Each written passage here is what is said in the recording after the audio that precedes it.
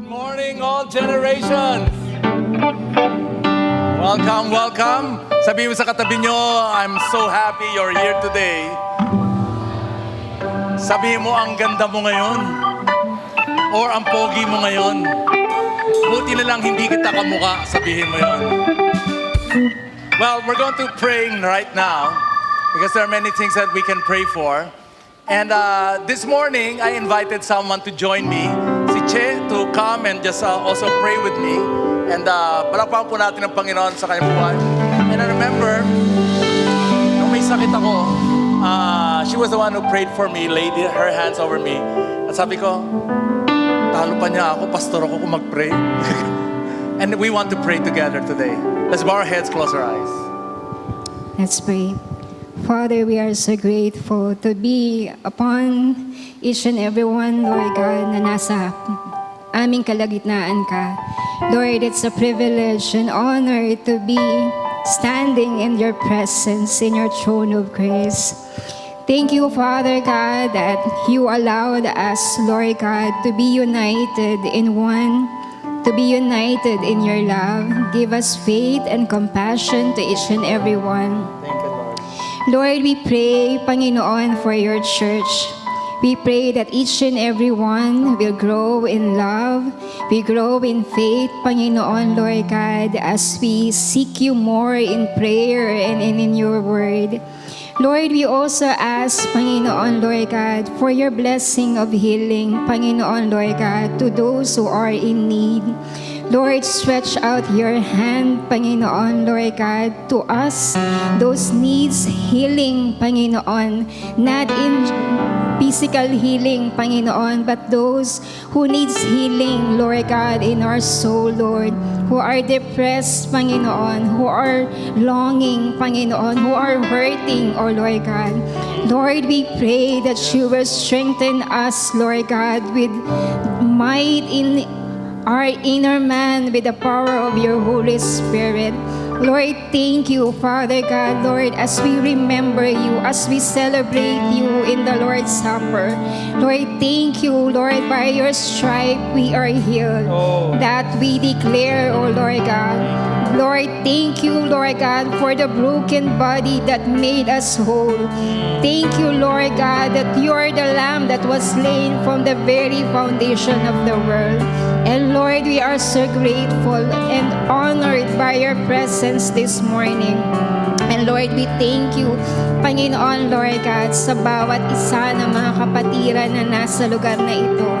Lord, we ask, Lord, that you will pour out your love, Panginoon, sa bawat isa sa amin as we continue to worship you and praise you and hear your word, O Lord God, that each and every one of us, Panginoon, through the power of your Holy Spirit, will know the heights, the depth, the width, and the length of your love, O Lord God. That unfailing love of the Father for us, Panginoon, Lord God. Lord, we are so grateful and thankful, Panginoon, Lord God, that you hear our prayer. Thank you, Lord God, that you hear their prayer, Lord God, and you can do exceedingly abundantly more than we ask and think of. Thank you for, Lord, hearing our prayer. Thank you for being with us this morning. In Jesus' name we pray. Amen, amen. Hallelujah. Let's continue. I want to pray for you, Lord, in Jesus' name. We declare that before you stands, we are seated, Lord, but we are before you. We are already your children. Therefore, you are our Father. At walang ama na hindi magbibigay kung ano yung karapat-dapat sa anak. Sometimes yung hiningi namin, hindi yun ang bibigay ninyo, pero kung ano man ang bibigay nyo, yun ay sapat, O Lord. We receive it with joy, with gratefulness. Lord, we may be going through treatment right now, but you are our healer. You are our provider. You are our peace na hindi maunawaan ng mundo. You are our joy, O Lord. Joy that is more than what the world can bring, can give to us. Lord, we stand before a mighty King. We stand in this place, your holy ground, as we sang earlier, because this is not just a building. This is not just an address. This is where your spirit is, because where your people are, that is where your spirit is also. And so we rejoice in the knowledge of your love and your kindness and your joy and your strength and everything that we need. In Jesus' name, we lift up to you, everyone, and all of God's people will say, amen and amen. Hallelujah. Wow. Thank you, Che. That was wonderful. And I think I'm going to ask some of you to, some of you to join us in prayer next time naman. Yan. Hallelujah. Wow. Amen, amen. What a fantastic worship. Palakpakan natin yung worship team. Huwag muna kayo umalis. That was fantastic. We have a lot of Thanksgiving. Una po, we had baptism and a transfer of memberships yesterday. Yan, no? Ang aming baptism. And we had 28 who were baptized. No, 28 who were baptized, 26. And ilan yung transfer memberships? 105. Hindi, 5. Pero it was wonderful. All generation talaga itong church ito. Pinakabata was 11. Yung pinaka-older was in his 70s. And I love it. And we will let them stand later so we can greet them. Also, just another Thanksgiving ay meron po tayong kasalang bayan. Yan. We will be having a mass wedding on July. I forgot. 18. Yan. Yan po yung mga binaptize, di ba? Alam niyo, maganda dito po sa church, pag binaptize kayo, mas nagiging gwapo at magaganda. Paglabas sa tubig, yun, no? Lalo na hindi pa naligo, galing talaga ni Lord. Yan. We're going to have a mass wedding. 5 couples will be wed, and we're just so happy to be a part of it. And that is our service as a church to anyone. 5 lang po kasi baka yun lang ang kaya. Medyo parang sila experimental. Pero if this works, then we're going to have more mass weddings. Amen po ba? No? Sabi nung isa, Pastor, grabe. Sa church nito, because they were in the live-in relationship. Sabi, grabe, Pastor, when we mentioned that, they were not, bakit kayo ganyan? Hindi ganon. You know what? Sabi niya, yung nakukumausap sa sige, let's pray about it. We'll do something about it. That is what the church is, full of grace and able to do something about it. Amen. I love the spirit that is in this church. Also, one more Thanksgiving. We had somebody come for prayer kasi baka may nakita raw sa kanyang katawan, a cyst, and it might kailangan ng surgery. And then we prayed for her, and she went to the doctor, and the doctor said, not needed. Surgery is not needed. It just needs to be monitored. But we just want to keep on praying for healing, not just for her, but for everyone. Amen. That is God's work. So we'd like to ask all of the newly baptized and transfer membership, please stand. Kung wala sila dito, babawiin natin ang kanilang certificate. Okay. Saka yung GC sa GC sa Starbucks. Lahat ng binaptize, come on. Amen. And let's all stand. Let's mingle. Let's say hi to them. Let's say, hey, welcome to the family. Lahat ng mga nakatayo dyan. Nandun sa likod, nandito.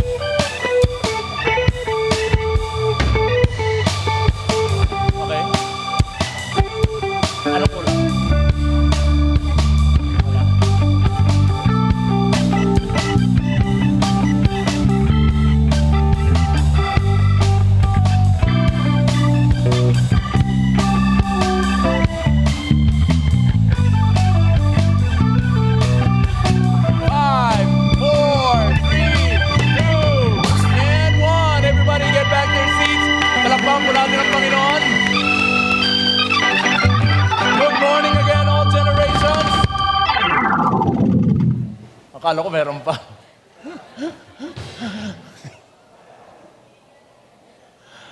Good morning again, all generations, especially to those who are here. And welcome rin for those who are watching online, to our guests. Kung saan man kayo galing, welcome po. Yung mga online, meron pa mga nasa US, sa Canada, Middle East. Someone from Croatia is watching us. Cavite City, meron rin online watching us. You know who you are. And there are those who are watching us because they cannot be here with us. And we just want to bless you with the worship and the message for today. To our guests, welcome. Hindi po aksidente nandito kayo because someone prayed for you. Yan. I'd like to start off with a statement from Martin Luther King. And he said, ito pong kanya sinabi, and the title message is, Tuloy pa rin ako. Alam ko naman, nasa isip nyo, tuloy pa rin ako. Tarararararararan. Dali na. Acts 20:22-24. Basahin po natin lahat. Ready, set, go. If you can't fly, then run. If you can't run, then walk. If you can't walk, then crawl. But whatever you do, you have, everybody, to keep moving forward. And all of God's people will say, Amen. Tagalog, kung hindi kayang lumipad, edi tumakbo. Yan. Kung hindi kayang tumakbo, edi lumakad. At kung hindi kayang lumakad, edi gumapang. Ano man ang iyong gagawin, kailangan mong sumulong. Amen and amen. Ilan sa inyo ay sigurista? Sigurista. Alam mo yung sigurista? Yung magbabakasyon kayo, tapos nakaplano na lahat ng dadalhin nyo. 1 week pa lang, nakaplano na yan. Tapos, yun, may nagtataas ng kamay. Weirdo. Tapos, yung pupuntahan nyo, alam nyo kung saan ka mag-gas station, alam nyo kung saan ka kakain, at alam nyo na yung pupuntahan nyo sa pupuntahan ninyo. Meron bang ganon? Sigurista. Lahat ng emergency dala. Kung manliligaw, kailangan sigurado. Sino sa inyo ganon? Sigurado, sana dapat hindi ka mare-reject. Meron rin ganon sigurista, no, na playing it safe, risk-averse, ayaw sa peligro. Kaya, hindi ka manliligaw kung hindi ka sigurado na sasagutin ka. Kasi mahirap talaga ma-reject. And that's why, bago kami manligaw, naghahanap kami ng signs na baka may gusto rin siya sa atin. Tama ba? Tama ba? Ganun ba? Parang expert ka. Ano yung mga signs? Anybody, ano yung mga signs? Tulungan natin mga nahihiyang manligaw dito. Ano yung mga signs? Ano yung mga signs na baka may gusto siya sa iyo? Yun, grabe. Ano ka po? Yun. Si Macy willing Ayun. Pero sa akin, pag yung babae gumastos, ayaw niya sa iyo. Pero willing gumastos, nagbibigay na ng regalo sa iyo. Ano ba yung mga signs? Come on, don't be shy. Ano ka man, dear? Side ng babae. Hindi nakikinig. Ano? Nagbibigay ng oras. Sa telepono, 1 oras na hindi pa rin sumasakit ang tenga. Diba? Ano pa yung mga sign? Baka may gusto sa iyo. Diba? Na, kunyari, nag-aaral ka, tapos napapansin mo, tumitingin rin pala siya sa iyo. Ganon, no? Ganon. Ito, pinaka. Magkatabi kayo. Tapos yung kamay niya, nakaganon. Tawag doon, hand check. Pag nilagay mo yung kamay mo, tapos hindi niya tinanggal, yun. Nako. Parang pangit ang mga turo galing sa pastor yun. Nagturo ng hand check. Yung mga tao kasi, gusto sigurado. And the truth is, we really want to know kung ano yung magiging outcome. Hindi natin papasukin, kunyari investments, kung hindi tayo sigurado. Tama po ba? That's why we have the safe route. Kaya nga nagwe-Waze tayo, kaya Google Maps. At gagawin na, kasi yung Google Maps and Waze, papakita ko saan yung traffic, saan yung magulo. Gagawin natin ang lahat para maiwasan yung discomfort, yung pain and uncertainty. But let me say today, if you want comfort, don't be a Christian. If you want easy, don't be a Christian. If you want yung buhay na madali, I'm telling you right now, don't be a Christian. If you want to be safe and not be daring, ang pagiging Kristiyano ay maaari hindi para sa iyo. Because Matthew chapter 10 verse 39 says, it's not on the screen, whoever finds their life will lose it, and whoever loses their life for my sake will find it. By the way, dahan-dahan po natin tatanggalin yung mga verses mula sa ating slides, sapagkat we really want to encourage you to bring your Bibles. Amen? Oh, meron rin 3-4 na nagsabi, Amen? Bring your Bibles. Kung gadgets ang dala nyo, okay lang po yon. Kung gusto nyo physical Bible so you can start writing down on it, because studies have shown that the modern church, we have lost yung reading the Bible. That's why we want you to bring the Bible, not to be dependent dito sa screen. Yung nasa screen para sa bisita, pero we will give visitors their own copies of the messages. Pero para sa atin lahat, let's bring our Bibles. So, okay ba ho yun? Kung wala po kayong Bible, wala kayong pambili. Okay? Si Pastor Vic ay nandito, lapitan nyo lang siya. Anong gusto nyo? Yung kulay gold yung tabi? Leather, tunay na leather? Si Pastor Vic ang lapitan nyo at ipapanalangin niya po kayo. Yan. Bring your Bibles. Amen? Hindi naman agad. Siguro after 1 month, yan po gagawin natin. You see, let me say again, following Jesus will challenge you. Alam mo nga pinapasukan mo ay hindi madali, at kung iniisip mo ay puro ginhawa, know this, ang pagsunod kay Kristo ay hindi nakabalot sa isa na parang regalo, maganda yung ribbon, na maganda ang kulay, because following Jesus is often a challenge. Makikita natin sa ating babasahin ngayon, at sa buhay ni Pablo, siya, number 1, hindi siya sigurado sa kanyang kinabukasan. Number 2, yung kanyang kaligtasan, yung safety niya ay hindi guaranteed. Pero, number 3, ang kanyang layunin sa buhay ay hindi matitinag. Amen. And as long as you are sure of your purpose, as you are sure of your why, let me tell you, nothing can stop you. And let's open our Bibles to Acts chapter 20, 22 to 24. Yan po yung binasa kanina sa Tagalog, ngayon po sa English. And now, everybody say now. Compelled by the Spirit. Everybody, let's sing it tuloy. Let's read it together. I'm going to Jerusalem, not knowing what will happen to me there. Yung word na compelled, that means merong something in you that is pushing you to do something.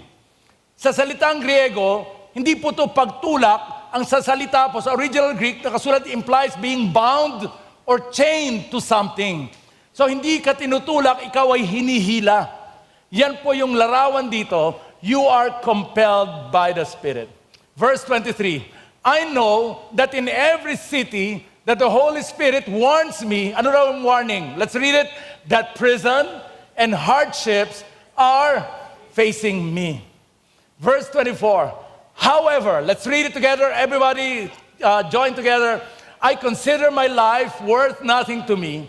My only aim is to finish the race, complete the task that the Lord has given me, the task of testifying to the good news of God's grace. At kung kayo ay nandito ngayon, bago kayo mananampalataya, ang mensaheng ito ay para sa inyo. At kung kayo ay matagal na sa pananampalataya, and sometimes you're thinking about quitting on your faith, quitting on church, quitting on life, let me tell you, this message is for you. O meron kang pinagdadaanan ngayon at hindi ka sigurado kung susunod ka ba, tutuloy ka ba o hindi, let me say, this message is also for you. And the questions we need ourselves is, number 1, who is guiding you? What compels you? Balikan natin yung verse. And now, compelled by the Spirit, I am going to where? Jerusalem, not knowing what will happen to me there. Antindi naman. There is nothing more scary than the unknown. Ang hirap, most of our fears is because of the unknown. Let me say today, there is a study about 70-80% ng kinakatakutan natin, hindi naman mangyayari.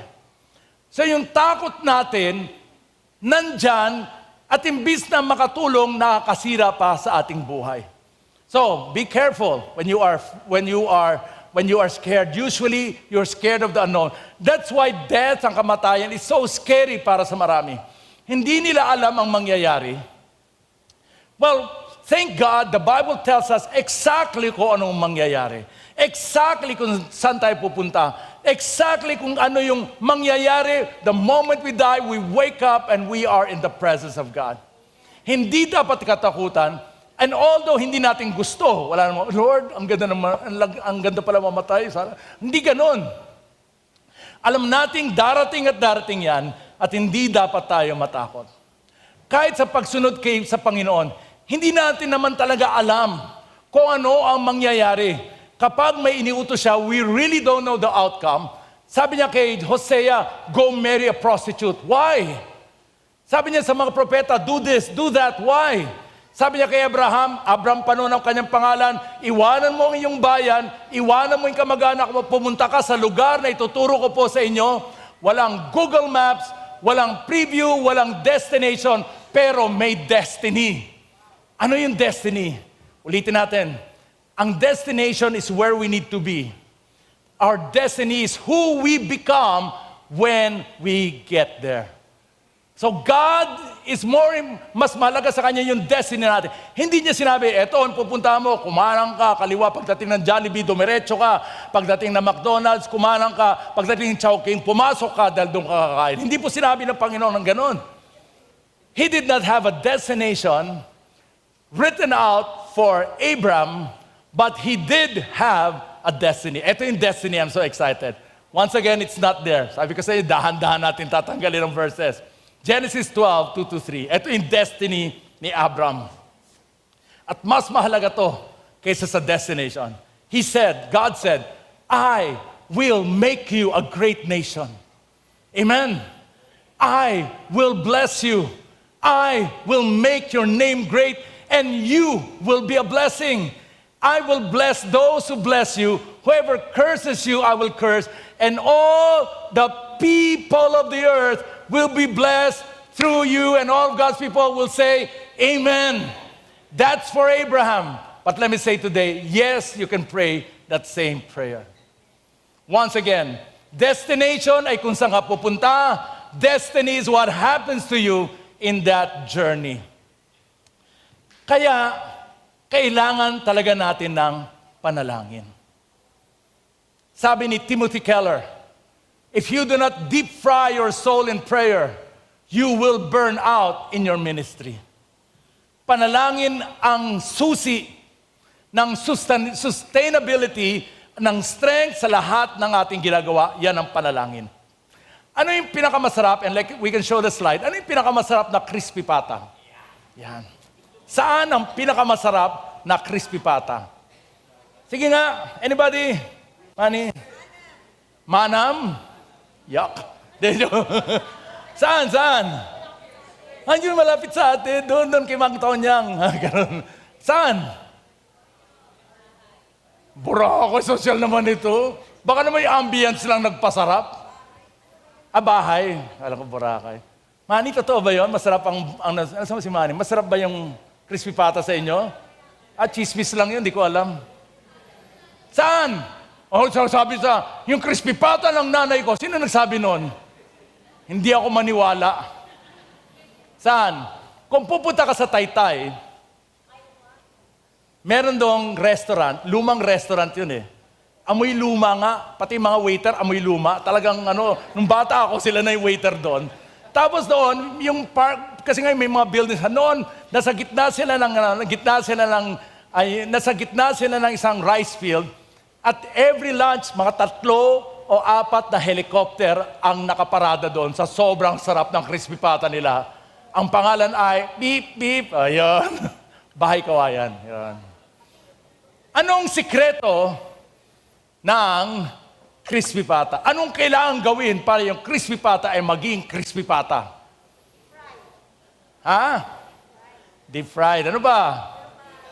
Mantika. Ano tungkol sa mantika? Kailangan mainit. Grabe. Ito ang sikreto. Pag piniprito nyo, kailangan fully immersed. Amen? Dahil kailangan deep fried, hindi pwedeng kalahating mantika lang, hindi pwedeng prito-prito lang. Kailangan fully immersed. At yan ang sinasabi ni Timothy Keller, if you want the Holy Spirit to work in you, if you want to know His will, you must be fully immersed in God. Fully immersed in His Word. Fully immersed in His work.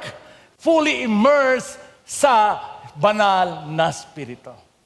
You see, right now, nasa inyo na ang banal na Espiritu. Sabihin mo sa katabi mo, nasa inyo ang banal na Espiritu.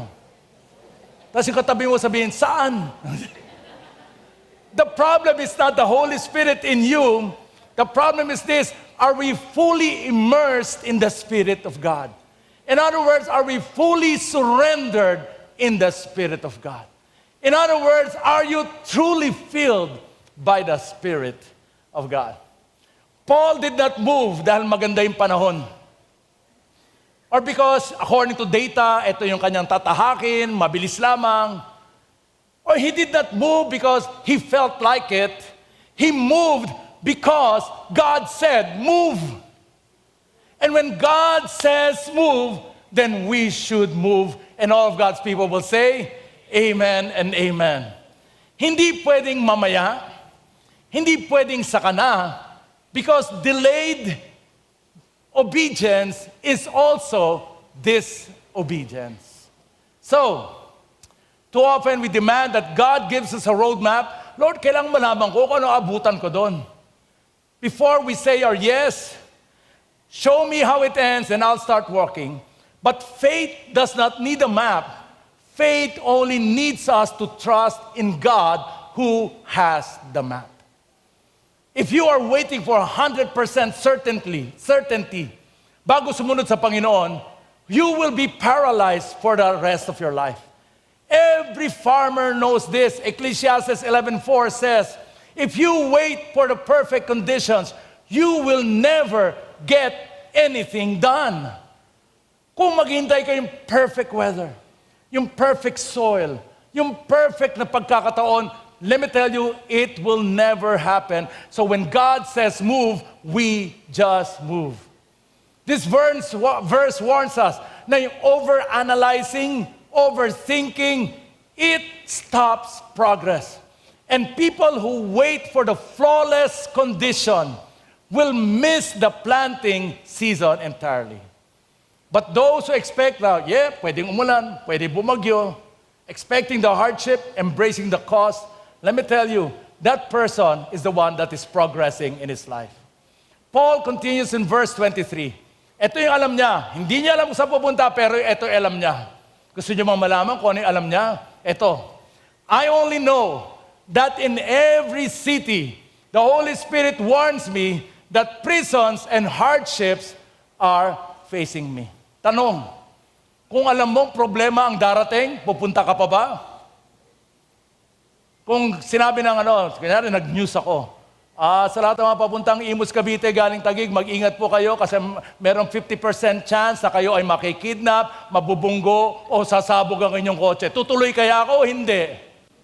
Tutuloy ako hindi? Tutuloy. Kasi baka kung ano sabihin nyo. I mean, we do that all the time. We know that marriages fail, and yet we get married. We know that relationships fail, and yet we still have relationships. We also know that a lot of small businesses fail, yet we continue. Why? Because we sort of think baka makalusot. Marami pong sign sa Manila. Ito po isang sign. Basahin po natin. Ready, set, go. Bawal tumawid na kamamatay. Ang daming sign yan. No, sa Green Hills, sa Cubao, ang daming sign yan. Ang tanong, bakit nila alam na nakakamamatay? Mamaya pa, ang bilis nyo naman kasi. Bakit nila alam na maaring mamatay dyan? Ito po, basahin po natin. Bawal tumawid, may namatay na dito. Alam mo yung warning ni Lord? Hindi pwedeng tourist brochure yun eh. Punta ka sa Maynila at malaki ang chance ang ma-hold up ka. Dumaan ka sa EDSA at siguradong mababangga ka o hindi ka gagalaw dahil sa rally. Pablo, punta ka sa syudad. Papakita ko sa iyo, naghihintay sa iyo. Dalawa lang, kahirapan at pagkulong. Excuse me, Lord, wag na po. But Paul didn't have a promise of prosperity waiting for him. He had a guarantee of affliction. At minsan, kahit sa simbahan, gusto nating komportable.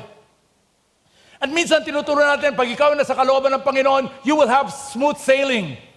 And sometimes we think every green light is a blessing from God, and a red light means it's not from God. But here, the Holy Spirit is giving Paul a green light, at diretso yung green light na yon sa isang bagyo na kanyang kailangang daanan. Why would God lead Paul into hardship? And this is the reason. Sapagkat ang Panginoon ay mas interesado in making us holy and useful than making us comfortable. Aminin, ang pinakamatinding paglago sa ating buhay mananampalataya ay dumating nung tayo ay sa matinding pagsubok. Tama po ba? Hindi sa pagmaayos ang lahat ang hirap lumago. Because it's not found in the mountains of peace, but growth is found in the valleys of difficulty. So Paul was not even surprised by the trial, and because he was expecting it, he was not broken by it. Number 2, next question. Is your why worth it? How does someone face prison and hardship na ganyan ang kanyang attitude? Well, verse 24 gives us the secret to Paul's unstoppable faith. Let's read it together. Ready, set, go. However, I consider my life what? Worth nothing. Let's continue. My only aim is to finish the race, complete the task that the Lord Jesus had given me. What a radical statement. Sabi niya, ang aking buhay ay hindi mahalaga. Now, gusto kong disclaimer. He's not saying useless yung buhay niya. He's not saying he does not love his life. But he's saying this, mas mahal ko ang Panginoon kaysa sa pagmamahal ko sa aking sariling buhay. Amen. That should be clear. And you know what? That's why when Jesus says, you cannot follow me if you don't hate your father, your mother, he's not saying hate them. He's saying, will you love them less than me? Will I be primary sa inyong pag-ibig? Na siya ba ang pinakamahalaga talaga pagdating sa ating puso?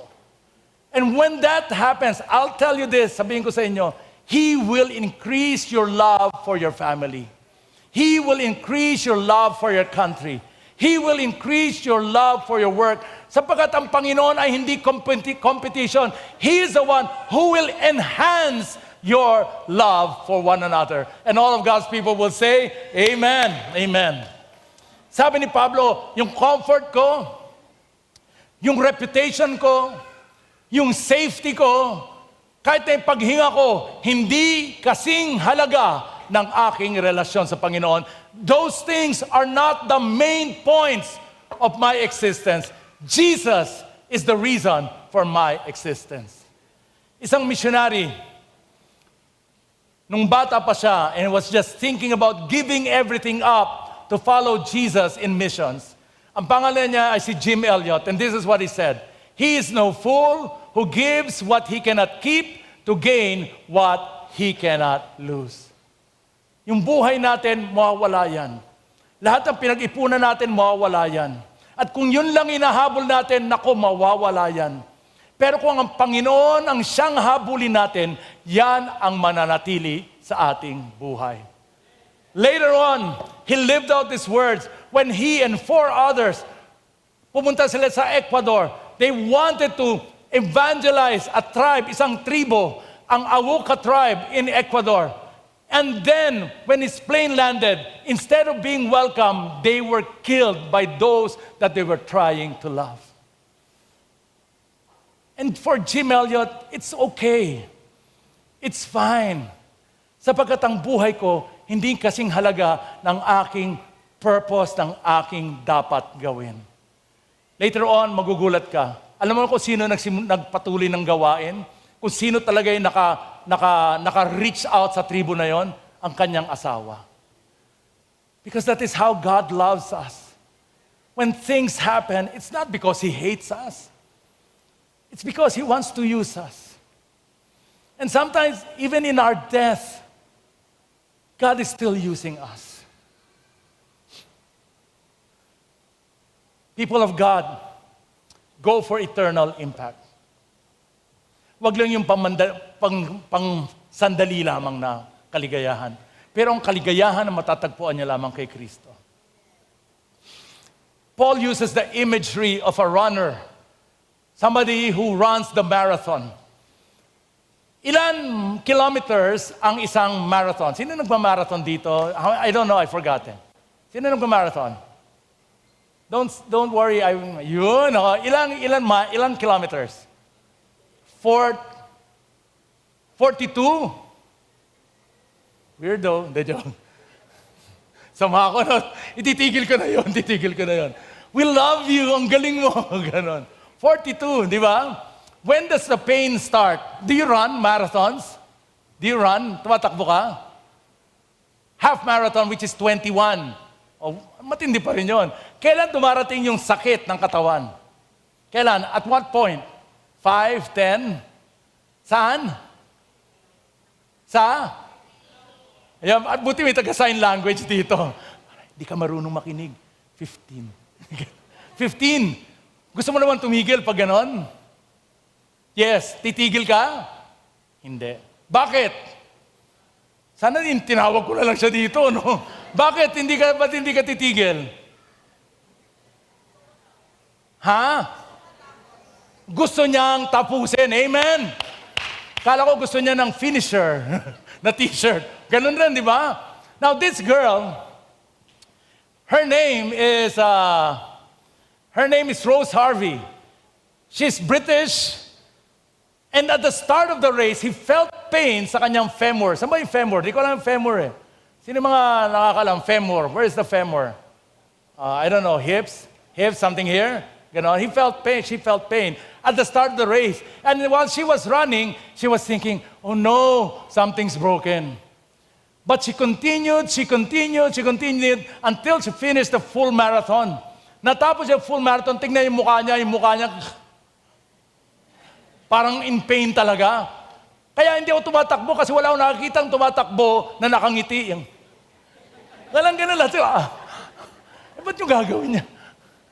Ba't yung gagawin yun? But she ran, she finished the race. Praise God, she finished the race. Amen. Number 73. But she needed, the reward was finishing the race. Ito po yung itsura niya pagkatapos ng race. Let's see the next picture. Let's see the next picture. Wala yung next picture. The next picture, on crutches siya na sa airport because immediately after the event, he was going to go to the wedding. Wedding niya. At sabi niya, while running, she was thinking, not of the prize, not of the shirt, not even of finishing. He wanted to be back in the arms of her fiancé. No, yun ang matindi. Kailangan makalapit lang ako kay Chris. Kailangan makarating lang ako kay Chris. Ganun ang iniisip niya, I want to be back in the arms of my fiancé. And she crossed the line with a stress fracture. May fracture talaga. And she was just thinking of her fiancé, Charlie ang kanyang pangalan. Every mile, I thought, sabi niya, I just run to Charlie. And let me tell you, in this race called life, just run to Jesus. Run to Jesus. Eyes on Jesus. To focus on Jesus. Because Jesus is the prize for this race. Amen.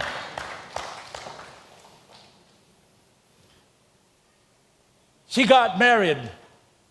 At sabi ng kanyang husband, basta nandito ka, magpapakasal tayo. I don't care kung naka-crutches ka, I don't care kung naka-wheelchair ka, I don't care kung gumagapang ka, importante nandito ka.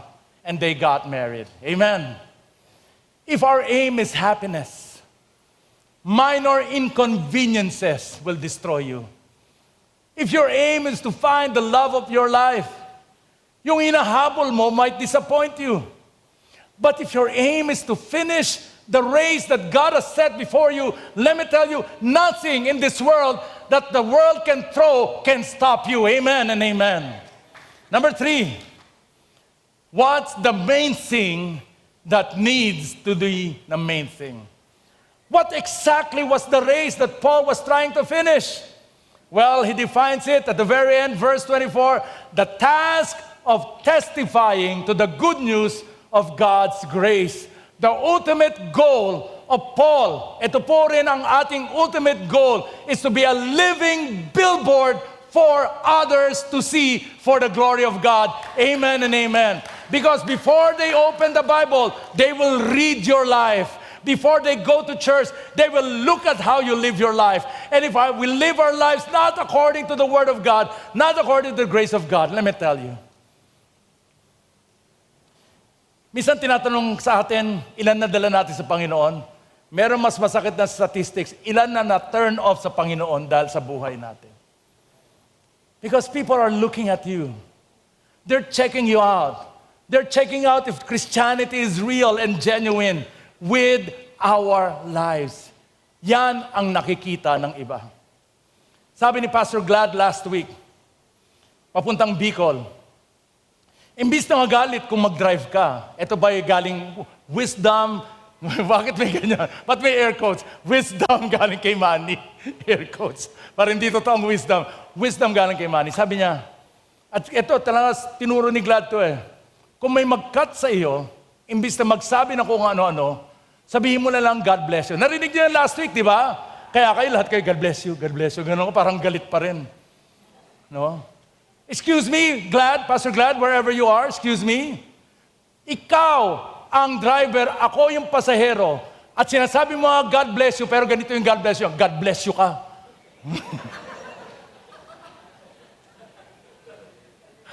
He was not saying it, but he was thinking it. No, so palpak pa rin. Well, let me say, ang buhay natin is a walking billboard advertising who Jesus is in our lives. At maganda po to, hindi natin kayang magbago. Hindi natin kayang maayusin nating buhay, buti na lang may grace. Hindi natin kayang maging mabuti, buti na lang may grace ni Lord. Ano ang grace? And this definition, the definition of grace. Grace, let's read it together, ready, set, go.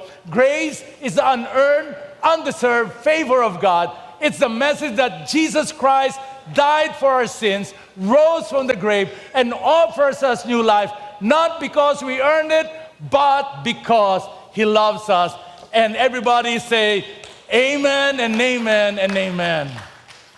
Alam ni Pablo, ang mundong walang grace is a world without hope. And he believed that that message was worth dying for. Let's go to the next slide. When you realize how much grace you have been given, it changes how you view your hardships. Now, yung mga pagsubok, nagiging platform to show who Jesus is in our lives. Because when everything is stripped away, let me tell you, Jesus, our faith in Him remains. So ang tanong ngayon, ano ang Jerusalem natin? Maybe it's a difficult conversation that you need to have for someone para mag-ayos kayo. You're afraid of the consequences, but God is telling you do it. Maybe it's humbling yourself and asking forgiveness from one person. It's hard, but you've got to do it. Maybe it's stepping into a new ministry. You feel unqualified and uncertain. It's hard, but by the grace of God, you can do it. Maybe it's in your job, and God is asking you, unahin mo ang integrity mo, even though it might cost you your promotion or approval. Don't let the fear of prison and hardships, discomfort and unknown, keep us from our divine assignment. Mga kapatid, we have a race to run. You have a task to complete. Stop staring at the obstacles. Stop waiting for a guarantee of safety. Lock eyes with the one who called you, and His name is Jesus Christ. 1 Peter 1:3 says, let's read it together, by His divine power, God has given us everything we need to live a godly life. We have received all of this by coming to know Him. And the one who called us to Himself by means of His marvelous glory and grace. That means when you surrendered your life to the Lord, God already gave you lahat ng kailangan nyo. Kailangan natin para mamuhay ng ayon sa kanyang kalooban. To live a godly life. Lahat yan binigay niya na nung makilala natin siya. He didn't say, bibigay ko sa iyo, pero kailangan okay ka, ha? Babawiin ko yan. Walang ganon. He simply trusted us. I love yung worship set. I love what Pastor Fritz said because it was really connected to the message today. He talks about, it is finished. One of his last words to Jesus is, tetelestai, it is finished. It doesn't mean patay na ako. It doesn't mean the end. It doesn't mean, oh no, wala na ako magawa. It doesn't mean, nakuyari ako. It means fully paid. Paid in full. Ano ang binayaran niya? He paid for the penalty of our sins. Lahat ng kasalanan, ang kabayaran niyan ay binayaran niya na. Amen? Amen. Ilan dito may utang? Taas ang kamay. Gusto ko pong bayaran.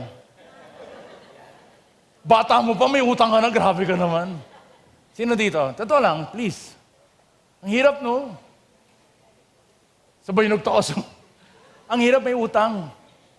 Pero yung day, kunyari may lumapit sa'yo, bayaran ko lahat ang utang mo. Wow! Let me tell you today, meron tayong utang. Ang kabayaran ng kasalanan ay kamatayan. But Jesus, as the song we heard, Jesus paid it all. Sabi mo sa katabi, wala ka ng utang.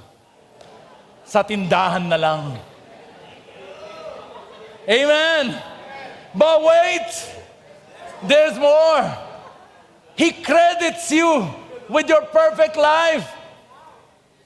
Yung perfection hindi natin kaya. He lived a perfect life. Credited sa atin yung perfect life. And when God sees at us, looks at us, God sees Jesus. God sees His righteousness. Alam ko, iniisip natin, nako, hindi ako mabuting tao. Etong maganda. You can never satisfy God. But Jesus has satisfied God, and now He has credited that satisfaction on you. And nothing can separate you from the love of Jesus. Neither death nor life, neither angels or demons, fears for today, worries about tomorrow, even the powers of hell cannot separate us from the love of God. Not the powers in the sky above or in the earth below, nothing in all creation, not even you can separate yourself from the love of God. Get this, when Jesus was baptized, the heavens opened up and there was a voice that said, anong sinabi ng boses na yun? Boses from God the Father. Anong sabi niya? This is my Son, with whom I am well pleased. Wala pang ginagawang mirakulo si Jesus noon. Hindi pa siya nagtuturo noon. Wala pa siya. He has nothing He has done that God will say, I love Him. God loves Him because He is my Son. And I want you to tell the person to you, next to you, God already loves you. He already loves you simply because you are His Son. And you don't have to prove it. You don't have to work harder so that He can love you more. He already loves you enough. There's nothing that you cannot do na mababawasan ang pag-ibig niya sa iyo. Sapat ang pag-ibig niya sa iyo sa lahat ng okasyon at lahat ng ginagawa natin ay hindi dahil gusto natin to prove something to the Lord. Lahat ng ginagawa natin, it's because He has loved us.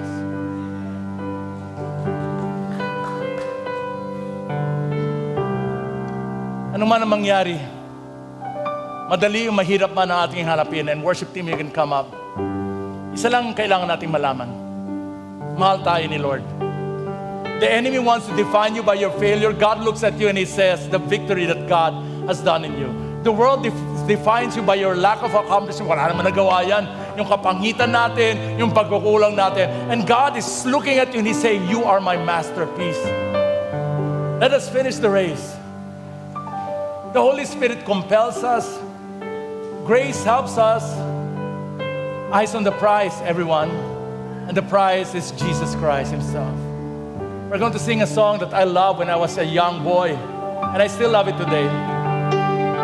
And this is what Paul was probably singing, although hindi naman niya kinakanta to. But he was thinking, because Jesus Christ lives, I can face tomorrow. Because Jesus Christ lives, all fear is gone. Because I know He holds the future. This life, ang buhay na ito, is worth living just because He lives. Let's all stand and sing this song to the Lord.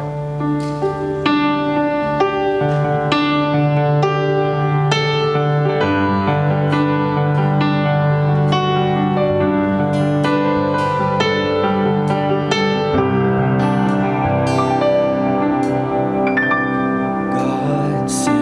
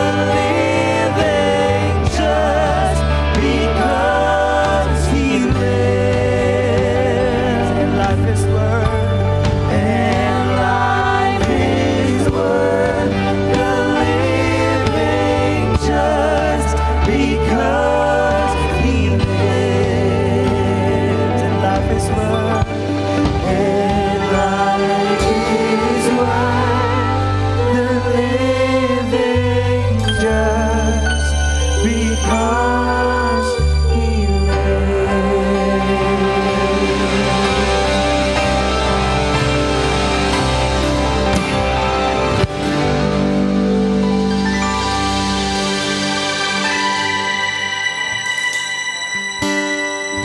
I'd like to pray for two groups of people. Number one, those who have never surrendered your life to Jesus. Let me tell you, challenging, pero it will lift you up.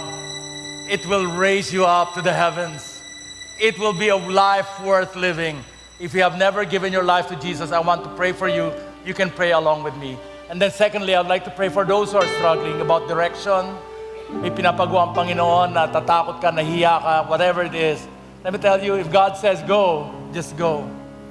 So let me pray. Those who have never given their lives to the Lord, you can pray with me right now. Wala pong magic sa words na ito. It needs to be from your heart. Father, our Father in heaven, salamat na binigay niyo po ang inyong anak na si Kristo na mamatay sa krus ng Kalbaryo. And today, Lord, isinusuko ko ang aking buhay sa Kanya. Patawarin niyo po ang aking kasalanan. Patawarin niyo po ang aking pagkukulang. At simula sa araw na ito, kayo po ang aking kaligtasan. Salamat sa kapatawaran. Salamat sa buhay na walang hanggan. Salamat sa buhay na ganap at kasiyasiya. Salamat at lahat ng yan ay nasa akin na. At ngayon, tulungan niyo po akong lumago. Tulungan niyo po akong makilala pa kayo ng husto. Salamat o Diyos sa inyong banal na Espiritu. I'd like to pray for those who are struggling in their life right now, whatever it is, directions, whatever it is, let's give them to the Lord. Lord, I pray for this second group of people. Napakahirap ng buhay, Lord. That's why kailangan namin to be guided by you always. And so, cover us, Lord. Immerse us in your Spirit. Let our soul, our body, our mind, our spirit be solely surrendered to your Spirit, O Lord. Fill us with your Holy Spirit so that we can be filled with His wisdom, His strength. Everything that He has is upon us. Thank you, God. In Jesus' name we pray, and all of God's people will say. And now let me close. Lord, let everything that you intend para sa congregation na ito and their families, open the heavens, O Lord. Pour out the blessings that you have in store, that you have intended, unhindered, for your glory, for your honor, for your use. In Jesus' name we pray. All of God's people will say, amen and amen. Let's give the Lord a big hand of praise.